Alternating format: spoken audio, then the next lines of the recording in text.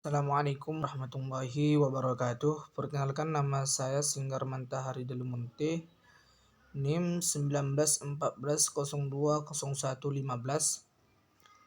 Baiklah,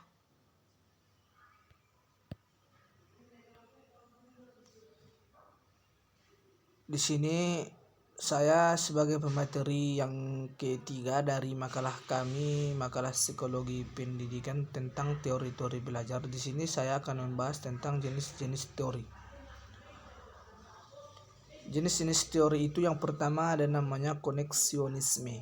Teori koneksionisme adalah teori yang ditemukan dan dikembangkan oleh Edward Thorndike. Berdasarkan eksperimennya, Thorndike berkesimpulan bahwa belajar adalah hubungan antara stimulus dan respon. Itulah sebabnya teori koneksionisme juga disebut S.R. Bond Theory dan S.R. Psychology of Learning. Di samping itu, teori ini juga terkenal dengan sebutan trial and error learning. Terus yang kedua, pembiasaan, conditioning. Pelopor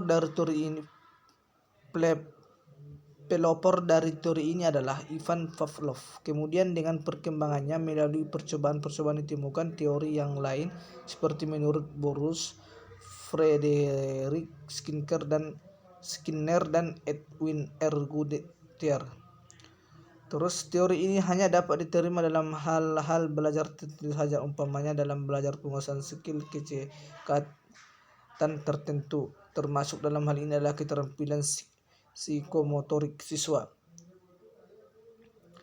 Terus yang ketiga namanya kognitif. Teori kognitif menjelaskan belajar bukan hanya sekedar merupakan proses asosiasi antara stimulus dan respon yang makin lama makin kuat karena adanya latihan-latihan atau ulangan-ulangan.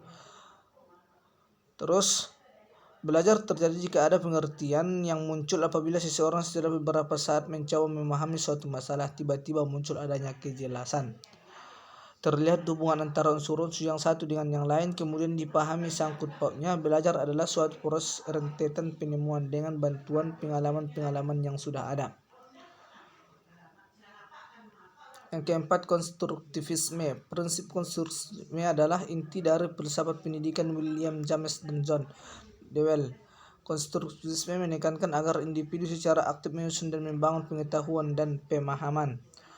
Konstruktivisme dikembangkan luas oleh John Vanet. Ia dikenal dengan seorang psikolog yang pada akhirnya lebih tertarik pada filsafat konstruktivisme dalam proses belajar. Yang kelima, teori Gestalt. Teori Gestalt dikembangkan oleh Kafka, Kohler, dan Wertheimer. Menurut teori Gestalt, belajar adalah proses mengembangkan insik. Insik adalah pemahaman terhadap hubungan antar bagian dalam suatu situasi permasalahan.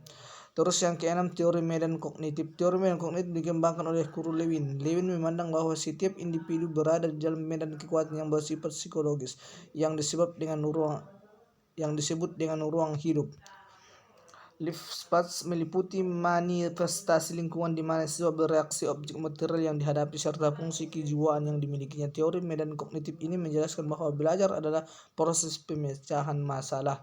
Yang ketujuh, teori perkembangan Piaget. Menurut Piaget, dasar dari belajar adalah aktivitas anak apabila ia berinteraksi dengan lingkungan sosial dan lingkungan fisiknya. Yang kedelapan, teori kognitif Brunner. Pendekatan Brunner terhadap belajar didasarkan oleh dua asumsi. Asumsi pertama ialah bahwa perolehan pengetahuan berupa suatu proses interaktif. Asumsi kedua ialah bahwa siswa yang mengkonstruksi pengetahuannya dengan menghubungkan informasi yang masuk dengan informasi yang disimpan yang diperoleh sebelumnya. Yang kesembilan, teori belajar bermakna atau Ausubel. Teori ini dicetuskan oleh Ausubel. Dalam teori belajar bermakna, dasar pemikiran utama adalah bahwa konsep atau informasi baru harus berhubungan dengan konsep yang sudah ada dalam struktur kognitif. Sekian dan terima kasih. Mungkin itu saja pembahasan dari saya mengenai materi yang ketiga tentang jenis-jenis teori. Sekian, wassalamualaikum warahmatullahi wabarakatuh.